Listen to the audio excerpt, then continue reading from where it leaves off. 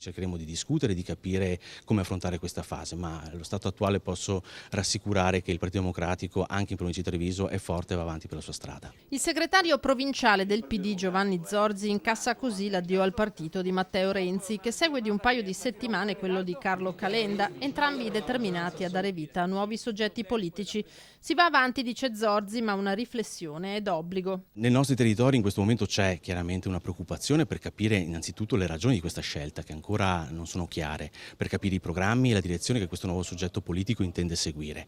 Detto questo, c'è la consapevolezza che le urgenze sono altre. C'è una prova di governo che non possiamo mancare, c'è da dare risposte concrete a famiglie, lavoratori, giovani. Diciamo che l'agenda delle priorità è altra e parla di autonomia, di sociale, di scuole, di territorio. Per ora a livello locale non cambia nulla, nessuna diaspora, con il PD, sottolinea Zorzi, pronto a riaccogliere chi dovesse avere dei ripensamenti. Come sempre, come abbiamo affrontato fasi ancora più difficili di questa, ci confronteremo nei circoli, negli organismi preposti e cercheremo di ricavare anche da questo passaggio delicato gli stimoli giusti per affrontare le vere sfide del nostro territorio, prima fra tutti quello di costruire un'alternativa chiara e credibile alla Lega di Zaia e di Salvini. Il trevigiano Alessandro Gheno, segretario del Circolo PD di Santabona, il candidato sindaco di Vittorio Veneto Marco Dusso, alcuni dei renziani che potrebbero lasciare il partito.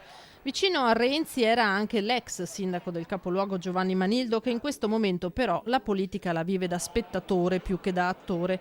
Gheno respinge l'ipotesi che quella di Renzi sia stata una mossa per tenere sotto scacco il nuovo governo. È chiaro che però l'influenza l'avrebbe avuta comunque anche se fosse rimasto un semplice senatore del Partito Democratico. Lui, come altri, non intende lasciare il PD sbattendo la porta. Ma a livello nazionale è stata anche un po' difficile la coabitazione e fare anche sintesi, diciamo, della politica. Sul livello locale non c'è stato questo livello di contrapposizione, quindi adesso vedremo come procederanno le cose, ma io credo che se ci saranno appunto delle persone che vorranno far parte di questa nuova realtà politica, l'importante è che avvenga tutto nel rispetto reciproco, insomma, di persone che hanno condiviso la stessa casa per molti anni.